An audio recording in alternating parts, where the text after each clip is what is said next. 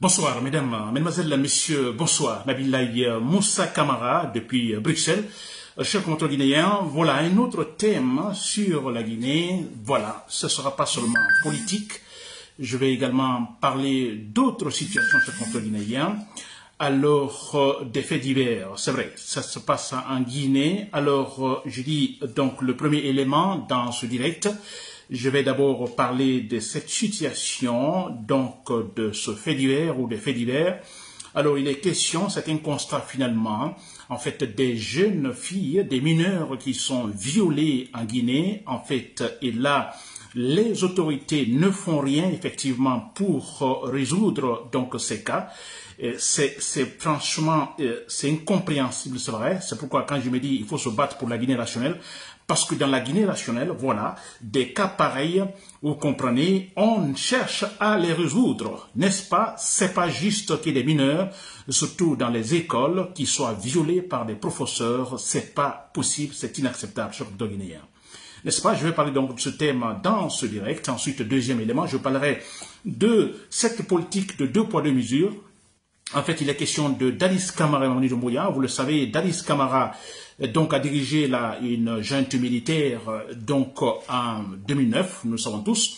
Alors, nous savons ce qui s'est passé et aujourd'hui, depuis 2021, on a Mamadi Doumbouya qui en fait dirige une autre junte militaire après un coup d'État bien sûr militaire. Alors, mais qu'est-ce qu'on remarque? Il y a la politique de 2 poids 2 mesures. On a 2 faits analogues, franchement, qui sont les mêmes, mais qui sont traités différemment par les Guinéens. N'est-ce pas? Ça, c'est choquant. Soyons sérieux, chers compatriotes guinéens. N'est-ce pas? Très bien. C'était Nabilaï Kamara depuis Bruxelles. Très bien. Alors, pour commencer, je dis bien, c'est déplorable, c'est quand même extraordinaire ce qui se passe. Alors, le fait le plus choquant, c'est qu'il y a des cas pareils qui se passent, des mineurs, des jeunes filles mineures sont violées, et certaines sont tuées, vous comprenez? Et ce qui est trop choquant, c'est que les autorités ne font rien. Absolument rien. Pas d'enquête, rien. Et ce qui fait que les choses se répètent à tout moment. N'est-ce pas? C'est incroyable. Donc, je peux citer des exemples. Il y a, je crois, deux ans, cela s'est passé à Kindia. Alors, je crois, dans quel quartier de Kindia, je ne me rappelle pas bien, c'est pas l'abattoir où, je ne sais pas, manquez pas. De toute façon, c'est passé quelque part là-bas. Alors, voilà une mineure, cette fois-ci une mineure, je crois qu'il n'a pas passé 10 ans, qui est en fait violée tout simplement par, disons, des individus dans le quartier. Et le problème, non seulement violer la fille et puis la jeter dans un puits. Quelques jours après, ce corps a été retrouvé. Je vous assure qu'avec de bonnes enquêtes, avec la volonté, c'était facile de situer en fait les responsabilités, d'attraper en fait les coupables. Je vous assure. Mais bon, voilà. Cette affaire, je crois que c'est passé depuis 2 ans. Alors, jusque maintenant, je vous dis, rien n'a été fait. On ne sait pas qui a agressé, qui a tué cette fille, qui l'a violée, qui l'a tuée. Absolument rien. Mais franchement, c'est incroyable. Et là, pas plus que l'année dernière aussi à Dobrika, vous vous rappelez très clairement, et cette fois-ci, c'est en pleine journée, je vous assure, à l'école, dans une école, dans les toilettes d'une école, une jeune fille, n'est-ce pas, une écolière, est violée puis tuée dans ces toilettes de l'école. N'est-ce pas? Et on se rappelle même que le ministre de l'Éducation d'alors, ce Guillaume, je ne sais pas comment il s'appelle, vous pouvez me rappeler son nom, celui qui était directeur, qui a été remplacé, plutôt le ministre de l'Éducation, alors s'est même rendu sur place, et un certain préfet de la région qui s'est présenté là aussi. N'est-ce pas? Je vous assure, jusque maintenant, s'il y a eu des enquêtes, vous me le dites, ou si le coupable a été trouvé, moi je suis sûr que non, alors absolument rien n'a été fait. Vous voyez que les filles sont en danger, mais c'est clair, s'il vous plaît. C'est incroyable. Absolument, et la fille a été massacrée, tuée dans les toilettes. Les gens sont venus voir son corps là. Et rien. N'est-ce pas? Et voilà, cette semaine, je viens de lire aujourd'hui également, et cela se passe à Conakry, précisément à Lambagne. Alors, on apprend qu'une jeune fille, une mineure, donc au collège, donc classe 7e année, et entre la vie et la mort. N'est-ce pas? Alors, cette fille, j'apprends, a été violée, vous comprenez, par le directeur de l'école. Il est question d'une école privée, par un certain El Hadji Nuhu Diallo, qui est en fait le gérant de cette école privée. Alors, l'accusation, il est accusé, écoutez, je lis ce que je vois. Alors, ce monsieur est accusé alors d'avoir effectivement violé la fille est tombée enceinte, la fille est venue donc le voir, lui disant, bon écoutez, je suis enceinte, et qu'est-ce qu'il faut faire? Le monsieur demande donc d'avorter en lui donnant de l'argent. Donc la fille va voir les médecins, le médecin lui demande, bon écoutez, il faut de l'argent. Alors le monsieur El Hadji Nuhu Diallo donne 300 000 francs à la fille pour l'avortement. Alors ensuite, la réaction du médecin, non, 300 000 c'est peu, il faut 500 000. La fille n'arrive pas à trouver l'argent, elle est obligée même de vendre son téléphone iPhone pour pouvoir en fait s'en sortir, pour qu'il y ait en fait l'avortement. Alors les preuves sont là effectivement parce que la fille a été, selon les déclarations de la fille, elle a été en fait plusieurs fois dans les bureaux donc de ce directeur, de ce monsieur, alors qui lui donnait souvent à manger, qui donnait un peu de l'argent, etc., etc., et qui même a pris la fille une fois pour donc l'hôtel. Et c'est là, la fille est tombée enceinte. Quand elle est tombée enceinte, elle est venue dire au monsieur, bon voilà, je suis enceinte, qu'est-ce qu'il faut faire? S'il vous plaît. Et finalement, la fille qui a pu avoir les 500 000 francs, n'est-ce pas, en vendant son téléphone, a finalement, trouvé l'accord avec le médecin qui, effectivement, a donc passé faire l'avortement. On dit que l'avortement a réussi, mais quelques jours après, il y a des complications. Et finalement, la fille est entre la vie et la mort, cher moto-guinéen. Je dis bien, la fille, une mineure, 7e année, s'il vous plaît. Bon, ça c'est un cas. Mais c'est nombreux en Guinée, c'est partout en Guinée, dans les écoles où les professeurs suivent les mineurs, les filles de l'école. Et s'il vous plaît, c'est beaucoup. J'ai d'autres cas extraordinaires, même dans ma propre famille. Donc en Guinée, à Conakry, je me rappelle, il y a eu un cas comme ça, une cousine qui est partie comme ça, qui était seulement à l'école primaire. N'est-ce pas? Par son professeur, par son enseignant. Et qui l'intimidait, qui l'effrayait si jamais vous dites cela à quelqu'un. Je me rappelle dans ma propre famille une cousine, s'il vous plaît, qui est morte ainsi. Il y a plein de cas, mais ce qui est quand même frappant, c'est pourquoi je dis, battons-nous pour la Guinée nationale, battons-nous pour un pays où la justice doit régner, s'il vous plaît. Et également ce qui se passe, la famille de la fille porte plainte, n'est-ce pas, porte plainte qui va voir l'office comment on appelle ça, l'office de protection du genre. Hein, cet organisme est là pour protéger effectivement les jeunes filles, en fait, les femmes. N'est-ce pas? Et qu'est-ce qu'on dit? Que, en fait, la plainte n'a pas abouti, il n'y a pas de suite, absolument rien.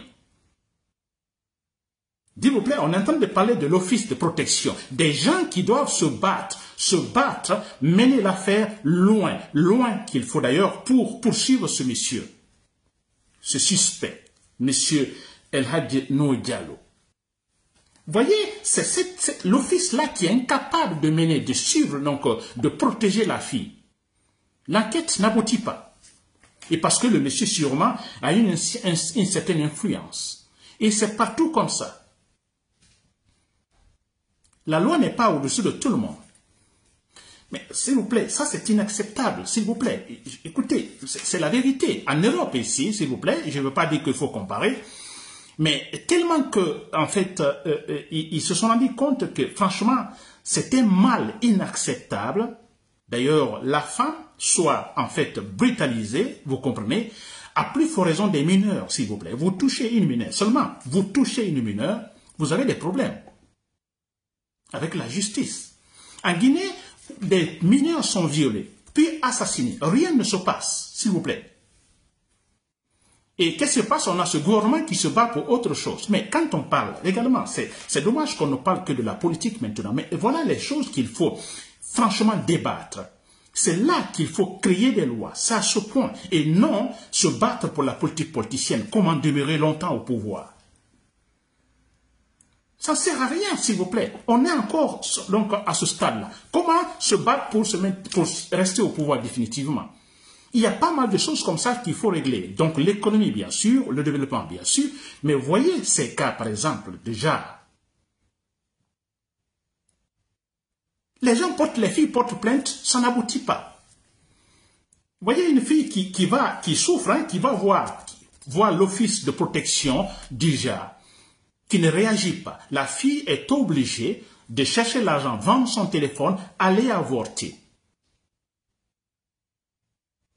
Et on se demande maintenant si la plainte va donc avoir donc un résultat. Absolument rien aussi. J'ai même écouté la maman de la fille qui parle même des intimidations, tout ça. Chers compatriotes guinéens, voilà, il fallait donc parler de cela, mais je vous dis, c'est choquant cela, mais le plus choquant, c'est que on a notre gouvernement, c'est toujours comme ça, qui dépense beaucoup d'argent ailleurs, vous comprenez, des policiers, je ne sais pas qu'est-ce qui se passe, mais alors on a des problèmes réels qui sont pas réglés. Il n'accorde aucune importance à cela. Le cas de cette fille à Dobrika l'année dernière, je vous dis, massacrée, tuée, qu'il fallait voir la scène, disons, du crime. C'est du sang partout, sur le mur, au sol et partout. Le ministre même était là. Et finalement, rien. Qu'est-ce qui s'est-il passé finalement? Le monsieur, l'assassin a été attiré, le violeur a-t-il été arrêté? Mais non, on ne sait rien. N'est-ce pas? Et on ne voit que la petite fois parce que ça se passe presque tous les jours en Guinée. Les filles en classe sont menacées, intimidées. Elles ont peur. Très bien, je passe donc cet élément. Franchement, c'est énervant que, voilà, c'est pourquoi on se bat pour la bonne gouvernance. S'il vous plaît, dans une bonne gouvernance, vous comprenez, dans une bonne gouvernance, quand on parle d'un ministère, il y a des ministères compétents pour des cas pareils. N'est-ce pas? Alors, mais je vous assure, des règlements, des lois sont votées pour cela. Pour prendre effectivement des mesures claires contre quiconque se comporterait ainsi face aux jeunes filles et aux mineurs. Très bien. Je vais passer donc au deuxième élément, chers compatriotes guinéens. Donc, il est question de cette politique de 2 poids, 2 mesures. Alors, je parlais de Dadis Camara, donc, et de Mamadi Doumbouya. Ça, vous le savez, on en parle toujours d'ailleurs. Il faut creuser, il faut en parler. Quand je parle encore de ce sujet, c'est pour nous dire que, disons, soyons honnêtes quand même. C'est honteux quand même. N'est-ce pas? J'avais toujours dit qu'Alpha Condé, c'était le régime où, en fait, il y a eu une sorte de... Donc, le mensonge a été structuré. Vous comprenez? Structuré. La politique de maçon, sans honte, structurée totalement. N'est-ce pas? Je pensais que c'était le pire. Hein, le pur, en fait, disons, montage de mensonges, c'était autant de régime. Mais non, je me suis trompé. C'est maintenant avec Mamadi Doumbouya, s'il vous plaît. Et parce que ça ne se cache pas. Vous voyez Mamadi Doumbouya qui, après tout ce qu'il a dit, mais écoutez, soyons intelligents, il faut répéter ça 1000 fois. Mamadi Doumbouya, même si Mamadi Doumbouya va voir ce monsieur qu'il admire beaucoup, Kagame, et Kagame qui va écouter tout ce que Mamadi Doumbouya a dit et ce qu'il est en train de faire, et je vous assure, peut-être Kagame ne le dira pas, mais il va dire, bon, écoutez, c'est pas possible. C'est clair. Parce que c'est honteux. Je vous dis même au Burkina Faso. Là-bas, on a des militaires qui sont arrivés, qui ont en fait fait tomber un régime démocratique, n'est-ce pas? Au Mali également. Mais là, ils sont fâchés contre Mamadi Doumbouya. Mali, ils sont fâchés. Burkina, Mali, ils sont fâchés contre Mamadi Doumbouya. Même au Niger, ils ne comprennent pas Mamadi Doumbouya. Un grand menteur. Mais ils disent, mais c'est pas possible. Pour quelle raison a-t-il en fait renversé Alpha Condé? Et comment? Qu'est-ce qu'il est en train de faire? Mamadi Doumbouya est en train de prier les Guinéens à accepter sa candidature.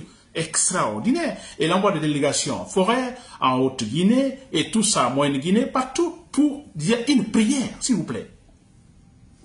Hein? La dernière, je crois, en date, c'est, disons, la délégation qui allait à Kankan. On a des échos où, en fait, c'est une prière. Mamadi Doumbouya demande, avec prière, accepter, en fait, ma candidature. Mais c'est incroyable, Mamadi Doumbouya. C'est ça votre refondation et tout ça. C'est incroyable. Qu'est-ce que vous allez faire, Mamadi Doumbouya? Vous n'avez aucune formation. Il n'a rien comme formation, rien comme éducation, absolument rien. Vous ne pensez pas Vous dites pas, écoutez, moi je suis pas tellement, je suis pas à la hauteur. Alors non, écoutez, je fais ce qu'il faut faire en tant que militaire, en imposant en fait une véritable structure politique, en faisant accepter une véritable structure politique à tous les Guinéens. Et puis moi je me retire parce que franchement, je ne sais rien de la politique, je n'ai pas cette formation académique qu'il faut, ou formation adéquate. Il est en train de prier, s'il vous plaît. Un vaurien va prier pour, voilà, la candidature pour être président. Après tout le mensonge, s'il vous plaît. Je vous dis, au Burkina, il y a des journaux qui paraissent là, alors qui disent, mais quel est ce monsieur en Guinée? Mais c'est clair. C'est pas possible. Et d'ailleurs, on a une réponse, je ne sais pas s'il faut confirmer cela. À Cancan, par exemple, la délégation qui est allée voir les sages de Cancan, il y a une réponse, par exemple, disons des sages de Cancan, disant, bon écoutez, vous voulez que nous acceptions votre candidature, que nous appuyions votre candidature, mais écoutez, alors, mais ils ont posé des conditions, d'accord, mais comment voulez-vous, en fait, avoir votre candidature, aller aux élections, disons, en n'acceptant pas une ambiance démocratique, hein? Vous écartez les opposants, vous écartez les autres partis politiques, certains sont en prison, certains sont donc à l'exil, mais vous ne trouvez pas cela gênant? N'est-ce pas? La condition a été posée à Mamadi Doumbouya. Alors vous acceptez effectivement que tout le monde soit là, qu'il y ait une véritable compétition démocratique, c'est ça. Alors, c'est-à-dire ceux qui sont en prison, vous les libérez, et ceux qui sont à l'exil, qu'ils rentrent, et voilà, si vous voulez. C'est ce que les sages de Cancan auraient dit à la délégation de Mamadi Doumbouya. Oui, si vous acceptez ces conditions, ok, on appuierait votre candidature. N'est-ce pas? Alors, ça, c'est une façon de ridiculiser Mamadi Doumbouya. C'est vrai. Même si au fond, c'est une façon de ridiculiser. Mais comment vous voulez des élections, vous voulez être candidat ou être président, mais écoutez, et les concurrents, vous les écartez. C'est honteux, ça. N'est-ce pas? Très bien. Alors, je reviens sur cette situation aussi choquante. Je dis, soyons sérieux. C'est vrai, en Guinée, soyons sérieux. Alors, c'est cette politique de 2 poids 2 mesures, n'est-ce pas? En fait, il est question de 2 régimes qui se ressemblent. Il n'y a pas de différence. Le régime de Dadis Camara, donc la forme de prendre le pouvoir et tout ça, avec une petite différence, Dadis n'a pas tué pour arriver au pouvoir, Mamadi Doumbouya a massacré pour arriver au pouvoir, mais disons, c'est un régime militaire. Alors, ils viennent au pouvoir tous, Dadis comme Mamadi Doumbouya, oui, j'ai des idées pour développer la Guinée, oui, je suis le plus indispensable, n'est-ce pas? C'est ça, Dadis, Mamadi Doumbouya. Alors, mais ce qu'on ne comprend pas, 2 cas, vous comprenez, alors analogues, mais qu'on traite différemment, que les Guinéens traitent différemment. C'est vrai, c'est incroyable. Hein? Tout le monde s'est levé ici contre Dadis Camara. Non, votre candidature, non. Non, écoutez, non. Non, non, non, non. N'est-ce pas? Et nous savons comment cela finalement s'est terminé. Cela a poussé vers le massacre du 28 septembre. Cela a poussé vers l'attentat, disons, sur la personne de Dadis Camara. Oui, parce qu'il y a eu finalement de la confusion dans son propre camp. Et finalement, voilà. Mais tout cela parce qu'il y a eu une pression politique, une pression nationale, c'est vrai. Et voilà, ça a créé pas mal d'embrouilles dans le camp de Dadis Camara. N'est-ce pas? Voilà. Et parce que tout son Dadis, il avait l'intention. Dadis n'a pas, je vous dis, il avait l'intention seulement, dans les discours, l'intention. Et voilà ce qui s'est passé. Maintenant, aujourd'hui, on a Mamadi Doumbouya, effectivement, à travers un coup d'état militaire, d'ailleurs, qui tue, donc, pour arriver au pouvoir, n'est-ce pas? Et, en fait, des similitudes sont là. Aucune différence. Ils viennent, bon, écoutez, nous allons faire la Guinée comme il le faut, comme nous le souhaitons. Alors, le développement sera garanti. Nous sommes indispensables. Mamadi Doumbouya, je suis indispensable. Qui se bat même, comme Dadis a tenté de le faire, qui se bat pour sa candidature. N'est-ce pas que Mamadi Doumbouya, lui, il va au-delà de l'intention. Il a dépassé le stade de l'intention parce que vous voyez ce qui se passe. Il a montré déjà dès le départ qu'il veut rester au pouvoir. Il interdit les manifestations, alors il menace, intimide les leaders politiques, n'est-ce pas? Alors disons, les médias sont fermés, la liberté d'expression totalement, je peux dire, restreinte en Guinée. Vous voyez, il est parti au-delà de l'intention. Et là, dès le départ, il a montré, moi je veux rester là. Et Dadis n'a pas eu le temps même de le dire. Tout le monde a réagi. Mamadi Doumbouya va au-delà de l'intention, alors voilà, tout le monde ne réagit pas. Mais on a les Guinéens, beaucoup, alors qui avaient en fait réagi au temps de Dadis Camara, comme s'ils avaient des principes aujourd'hui, qui sont là pour applaudir Mamadi Doumbouya et qui se battent aujourd'hui pour sa candidature. S'il vous plaît. Pourquoi cette politique de 2 poids mesures, s'il vous plaît? Pensez-vous que Mamadi Doumbouya ferait mieux donc que Dadis s'il continuait? N'est-ce pas? Peut-être Dadis, d'ailleurs, on peut dire Dadis a une formation académique, au moins lui. Qu'est-ce que c'est Mamadi Doumbouya? Et on peut dire Dadis, d'ailleurs, il connaît mieux l'armée guinéenne. Qu'est-ce que c'est Mamadi Doumbouya de l'armée guinéenne? Donc on peut dire Dadis Camara, disons, plutôt sensible à l'égard du problème guinéen pour avoir vécu là, s'il vous plaît, que Mamadi Doumbouya. Mais alors pourquoi cette politique de 2 mesures? Alors on avantage Mamadi Doumbouya d'un côté, de l'autre côté Dadis Camara non, d'ailleurs qui est maintenant en prison. C'est honteux, nous sommes Guinéens, nous formons 4 régions naturelles, n'est-ce pas? La loi au-dessus de tout le monde. Alors pourquoi cela? Mais là, nous savons la réponse, tout le monde le sait. C'est clair. Parce qu'on se dit Camara, on dit, bon, c'est de la forêt, c'est clair et net. Un forestier ne doit pas, en fait, diriger, être président en Guinée. N'est-ce pas? Alors, Mamadi Doumbouya, oh, c'est de la Haute-Guinée. Oui, nous devons diriger la Guinée. Pensez-vous qu'avec de telles pensées ethnocentristes, cette politique ethnocentriste qui aura la paix en Guinée, vous rigolez ou quoi? Il n'y aura jamais la paix. S'il n'y a pas la paix, il n'y aura jamais de développement. Il n'y aura jamais la stabilité politique, ça c'est clair. N'est-ce pas? Parce que Dadis, on peut dire que injustement, il est en prison. Mais c'est vrai. Si on doit juger tous, parce que je dis injustement, parce que là, alors c'est une foutaise. Lui seul, on le met en prison. Alpha Condé, on sait, Alpha Condé, pire d'ailleurs que Dadis Camara, où est-il? La gente ne parle pas.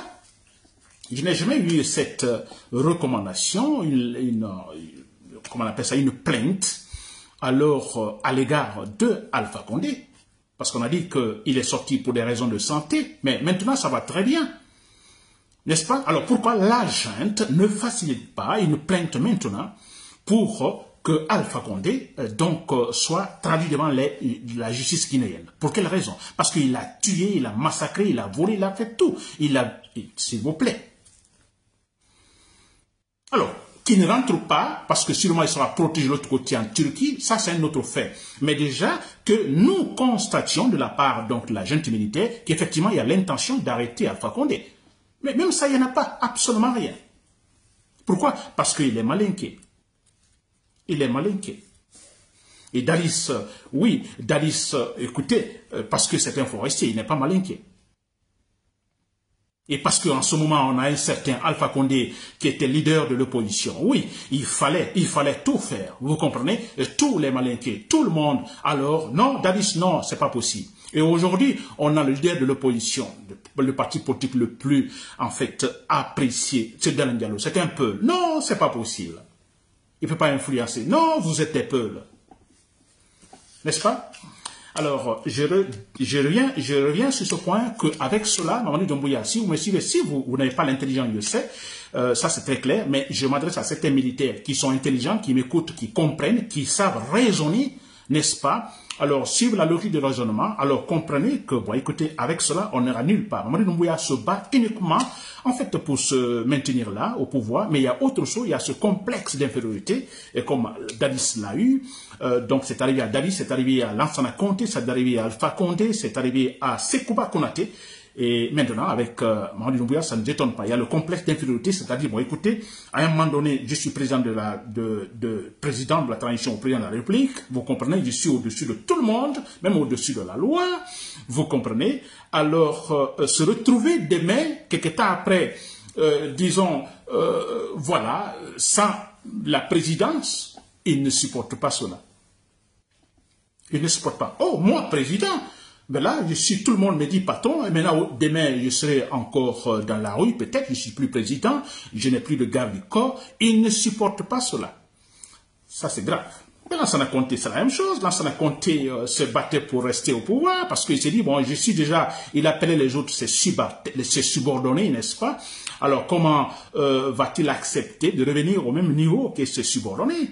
N'est-ce pas? On a eu Dadis Camara. Dadis Camara, il l'a dit. Dadis Camara, il a dit, bon, écoutez, bon, vous voulez que, alors, je quitte, alors, que vais-je faire après? C'est quand même incroyable. Il était au camp, simple militaire. Maintenant, le président, il a honte de retourner là, s'il vous plaît. C'est incroyable. On a eu également Sekouba Konaté, une trahison, s'il vous plaît. Lui, c'était une simple trahison, mais regardez, lui aussi, il a eu ce complexe-là. Alors, mais il a demandé qu'on essaye de le parachuter quelque part.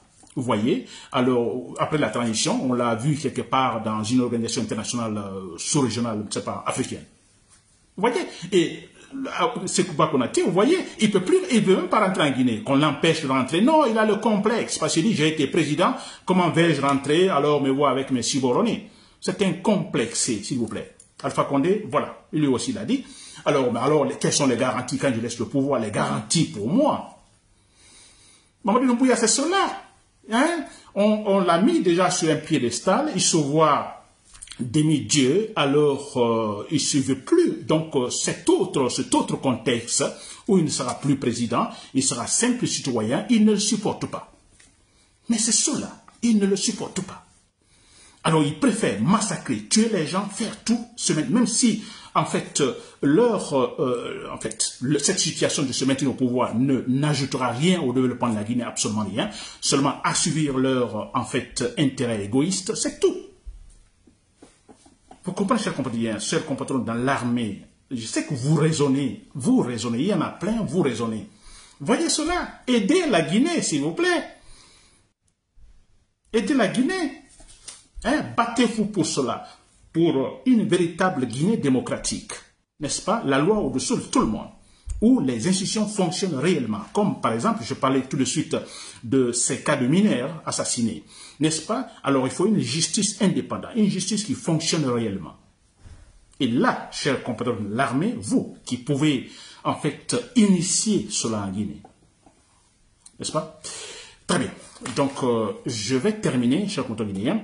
Alors j'espère que vous m'avez compris. On a du boulot à faire en Guinée, c'est vrai. D'abord, la première des choses, Mamadi Doumbouya doit écarter. Il doit être écarté. Ça, il le faut. Il le faut. Parce que j'ai même oublié de dire cela, que Mamadi Doumbouya, pourtant, il a encore ce champ, vous comprenez, devant lui pour être peut-être héros encore, n'est-ce pas? C'est-à-dire que, bon, écoutez, qu'il décide à la fin, mais écoutez, je ne me présente pas, mais 5 années après, je me présente. Mais où est le problème? Vous enlevez la tenue militaire, vous vous présentez. N'est-ce pas? Pour éviter les souffrances, pour éviter les morts, mais faites cela. Faites cela, faites comme il le faut, une véritable structure politique indépendante, transparente maintenant. N'est-ce pas? Vous vous retirez, 5 années vous revenez, mais je vous assure, moi, Nabil Kamara, je ferai campagne pour vous, pour avoir aidé la Guinée à se doter d'une véritable structure politique. C'est clair. Voilà, chers compatriotes, c'était Nabil Kamara depuis Bruxelles. Merci pour l'écoute. Bonne soirée.